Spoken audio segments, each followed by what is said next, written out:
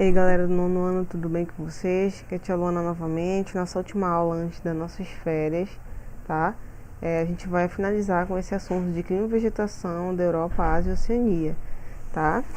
Antes de mais nada, eu quero que vocês dêem uma olhada no material de apoio do livro de vocês, na página 1, para vocês compararem e visualizarem os tipos de clima e vegetação que acontecem na Europa, Ásia e Oceania, tá? Por quê, tia? Porque tu vai começar a perceber que tem uma certa padronização. Em determinados lugares que tem um determinado tipo de clima, sempre vai ter uma determinada faixa de vegetação. E para quem é meu aluno desde o sexto ano, sabe, a gente já viu aí que clima e vegetação é uma coisa que nunca muda, independente do lugar que a gente vai estudar. Todos aqueles climas que a gente estudou antes, eles acabam tendo as mesmas características, independente do lugar que eles apareçam, tá? Com algumas exceções, como a gente vai ver daqui a pouco.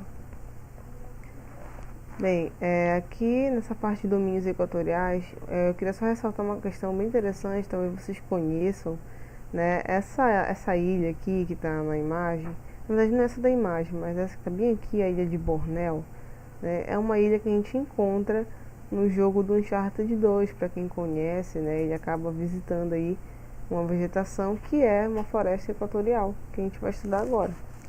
Bem, continuando, então as florestas equatoriais, elas têm essa característica sempre, não importa o local que elas aconteçam, elas sempre vão acontecer nesses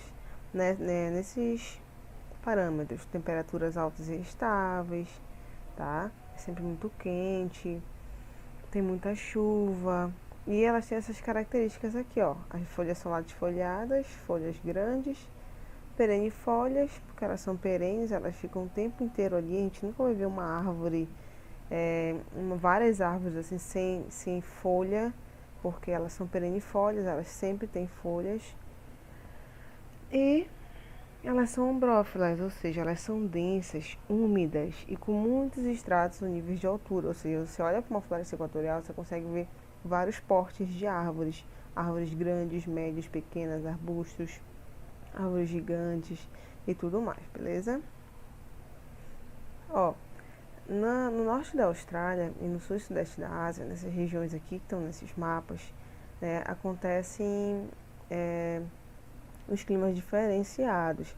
Por quê? Porque eles são influenciados pelas monções. O que são as monções? As monções são massas de ar, tá, que atuam de acordo com a estação do ano. São correntes de ar, tá bom? Que interferem. Metade do ano deixa o clima diferenciado e outra metade do ano o clima fica diferenciado também, por conta dessa zona de alta pressão e baixa pressão que fazem com que os ventos das monções se movimentem de forma diferenciada. Tá legal? Então olha só, eu separei aqui nessa caixinha pra ti um macetezinho que é pra tu nunca mais esquecer. Tá? Geralmente isso aqui são os climas de monções, acontece na Ásia, acontece ali na Austrália também, certo? Então olha lá, as monções existem duas fases das monções, tá? As monções de verão, a gente consegue ver que essa que está lista em vermelho é a monção de inverno, que está em azul, tá? A monção de verão a que acontece durante o verão no hemisfério norte, são as chuvas de monções e os tufões que deixam centenas de milhares de pessoas desabrigadas. São essa aqui que atua no verão, ó. Essa zona de baixa pressão, a monção de verão, ela deixa o ambiente mais úmido, mais propenso a catástrofes climáticas, né? Por conta de que a direção que os ventos vêm é justamente a direção do mar, tá bom? Da água para o continente. Quando o vento faz esse movimento, ele está levando para dentro do continente massas de ar carregadas de água, tá? Então, no verão, a monção é o vento que leva essas massas de ar carregadas para dentro do continente. Então, o verão chove mais. Já as monções de inverno, elas são o inverso, tá? Essas daqui, ó, em azul. As monções de inverno, elas são o inverso. Elas deixam essas áreas todas uma grande seca, né? Enquanto que a monção de verão tem muita chuva, muita umidade, na monção de inverno a gente não encontra essa umidade, é seco. Por quê? Porque a corrente de ar ela vem do continente para o mar. Então é o contrário, o movimento inverso. Ó, tem também nessas regiões que nós estamos estudando, né, perto dali da Índia, na Ásia, vários desertos, tá, com vegetação escassa. A vegetação escassa dos desertos a gente chama de xerófilas. Um exemplo de xerófila que vocês conhecem muito bem são os cactos, tá, que são plantas que se adaptaram a viver aí longos períodos, ó, sem chuva, sem umidade, tá? O xerófila o exemplo deles é o cacto. Sobre o tópico de Capricórnio, a gente encontra desertos australianos, tá? Sobre o tópico de Câncer, nós encontramos o deserto da Arábia, que são alguns exemplos que o livro traz de alguns desertos que existem nessas regiões, tá? E também há desertos frios. Lembra que o deserto não é só aquela paisagem de areia, a ausência de água que a gente tem em mente, né? Há também desertos gelados, desertos frios, como o de Gobi, na Mongólia, que tu olha para lá só é gelo para tudo quanto é lado, certo? Ó, os domínios temperados, mediterrâneos e frios são também bem tranquilinhos para a gente diferenciar, tá? Olha lá, na latitude média do planeta, lembra quando a gente divide o planeta nas linhas imaginárias que ele tem, que é o Círculo Polar Ártico, o Trópico de Câncer, linha do Equador, Trópico de Capricórnio, Círculo Polar Antártico? Pois é, isso são as latitudes, tá? As latitudes médias, que são as que ficam entre os trópicos, é influenciada pelos climas temperados subtropical úmido, tá? Entre os trópicos de Câncer, entre na verdade a linha do Equador e o Trópico de Câncer e o de Capricórnio também lá embaixo, tá? Olha só, na China a gente tem os bosques temperados úmidos, que coisa mais linda. Não é essa imagem aqui ainda não. Mas olha lá, essa imagem aqui do Japão, ela é característica de uma floresta temperada. Uma floresta temperada, ela tem essa visualidade colorida, né? Vários portes, várias espécies de plantas e várias cores, tá? E o clima temperado, clima, sem ser vegetação, ele se divide em oceânico e continental, tá? O oceânico é quando o clima temperado ele é mais próximo do oceano, do mar, né? Então, as cidades localizadas em clima temperado, que estão próximas ao mar, tem o clima temperado oceânico. E o continental são aquelas cidades localizadas longe da beira do mar e do oceano, então somente o continente, né? Então lá tem grandes amplitudes térmicas entre verão e inverno, ou seja, a temperatura aumenta muito e cai muito nas áreas continentais. Já nas áreas oceânicas tem menos amplitude térmica, porque a água do oceano ela ajuda a equilibrar a temperatura ambiente, certo? Deixa eu ver aqui. Ó, uma questão que envolve esse tipo de clima aqui, temperados, mediterrâneos e frios, é o turismo cultural, chamado de turismo cinematográfico, que é um turismo que ele aproveita essas belas paisagens que tem, e são paisagens que tu não encontras em qualquer lugar, né? Por exemplo, aqui, ó, esse cenário na Nova Zelândia, lá na Oceania, foi um cenário do filme O Hobbit e Senhor dos Anéis, né? Então, o turismo cultural, tá? Que tá bem aqui embaixo no teu livro, é um tipo de turismo que tem atraído muitas empresas hollywoodianas e de cinema do mundo inteiro para utilizar essas paisagens que só existem nessas regiões especificamente. Ó, no entorno do mar Mediterrâneo, a gente tem o clima mediterrâneo, certo? No entorno do mar Mediterrâneo, ali entre Europa e África, tá? Então, olha lá, os meses de verão são bastante quentes e secos no verão. No clima mediterrâneo é quente e seco, não chove, é muito calor. E o inverno é frio e chuvoso. No inverno mediterrâneo, a temperatura ela cai muito e as massas de ar úmidas chegam muito para a região, então leva muita umidade, tá? Então, olha lá, o clima mediterrâneo, as formações vegetais, elas são muito visuais.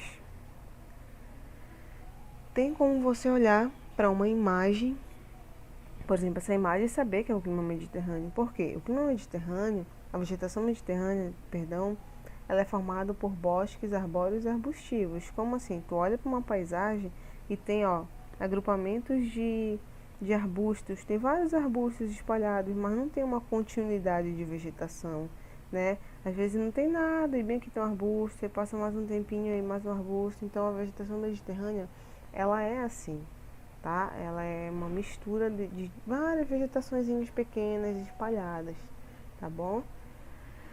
Por exemplo, aqui atrás tu já consegue ver que tem uma floresta densa, já não seria mais mediterrâneo, seria uma outra vegetação, certo?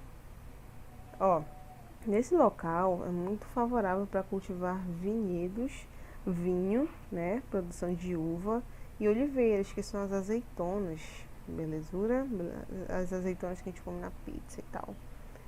Ó, no norte da Europa, na Península Escandinava, na Rússia, estende-se a floresta fria, ou boreal, ou ainda chamada de taiga, que também a gente conhece como floresta de coníferas. Galera, vocês têm que se adaptar a essas nomenclaturas, porque isso é muito, muito importante, tá? Numa prova que não caia a floresta de coníferas, mas esteja taiga, você tem que saber que é a mesma coisa de conífera, tá? A floresta fria, porque só dá em ambientes frios, a floresta de coníferas, que tem formato de cone, ó, até circulei aqui para ti. Ou boreal, porque elas se encontram próximas regiões polares, tá? Como eu te falei, são lugares muito frios, uma floresta que só dá em ambientes extremamente frios, então tem uma baixa densidade demográfica. Como assim? Tem pouca gente morando nessas regiões, porque é muito fria, tá? As temperaturas anuais são extremamente baixas, as pessoas não conseguem se adaptar a morar num ambiente tão frio, tá? E essas indústrias essas árvores, florestas de coníferas, elas são alvo de desmatamento também, tá? Porque as indústrias de papel, elas utilizam essas árvores para extrair a celulose para a fabricação de papel. Então, por exemplo, no Canadá, onde tem um dos maiores índices de desmatamento de conífera, né, para a indústria de papel. Aí. Ó, os domínios polares, eles são bem tranquilos, gente. São aqueles domínios que são localizados nos polos do planeta. São domínios quentes ou frios? Frios, né? Se está nos polos do planeta, os polos do planeta são as regiões mais frias que nós temos. Bem, a vegetação desse tipo de clima é bem tranquila, tá? Ó, tu não vais ter grandes vegetações nesses ambientes polares, tu não vai ter grandes florestas, tá? Tu vais ter mais o que a gente chama de vegetação rasteira, que é isso aqui, ó. Líquens e musgos, tá? Líquens e musgos são essas plantinhas verdes. Sabe aquele negócio que a gente chama de limo? Que a gente escorrega e cai? Pois é, aquilo é um musgo, né? Só que nas regiões polares o musgo chega a ser um pouquinho maiorzinho, ó, tá? E o líquen nada mais são que algas, tá bom? Então, a vegetação que tu vai encontrar nessa região, ela é formada, grande parte dela, por líquens e musgos. Uma vegetação bem pequenininha, tu pode olhar e falar, mas não tem vegetação aqui. Tem, só que ela é pequena, tá? Ela se chama de tundra. O solo congelado, né, como é no polo, eles passam tipo 6 meses de solo congelado e ele descongela no verão, né? Então esse solo a gente chama de permafrost, tá? Porque no verão, sob a luz de 24 horas em vários dias seguidos, o permafrost descongela. Como é muito frio nesse lugar, né? O solo ele congela totalmente, tudo isso aqui fica congelado. Só que no verão polar, o sol ele não se põe. Lembra do sol da meia-noite que a gente viu? Pois é, a luz do sol ela dura 24 horas por dia. Isso faz com que o permafrost, que é o gelo do solo, derreta, né? E quando o solo derrete, a água derrete, ela acaba nutrindo o solo para que essas vegetações nasçam, tá bom? Geralmente, quanto mais alta a altitude de um local, quanto, por exemplo, uma montanha, né, em áreas mais quentes, menos tu vai encontrar vegetação. Quanto mais tu sobe na atmosfera, no relevo, menos tu vai encontrar vegetação. Quanto mais tu sobe, mais tu vai encontrar vegetação assim, ó, em formato de gramíneas, líquens e musgos, tá? Ó, em lugares muito altos, apenas musgos e líquens estão presentes, que é o que a gente chama de tundra alpina. Às vezes tu escala, sei lá, o Everest. Imagina aí tu escalando o Everest. Aí tu chega lá em cima, tu encontra uma vegetaçãozinha bem rasteira. Que é a tundra alpina. Basicamente isso aqui que a gente está vendo nessa imagem, tá? E também em lugares com altitudes muito elevadas, a gente tem o que a gente chama de neves eternas, já que é um local muito alto. Quanto mais alto a gente vai na atmosfera, menor é a temperatura. Então, o tempo todo ali a neve vai estar congelada. A gente já viu isso, inclusive, agora nesse novo assunto. Bem, gente, por enquanto foi isso. Acho que a gente pode parar por aqui.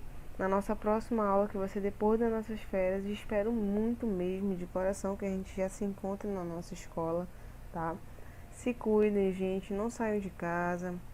Tentem fazer o máximo de coisas de casa mesmo e aproveitem aí a casinha de vocês, os seus parentes, a sua saúde, tá? E boas férias para vocês e até logo. Beijão.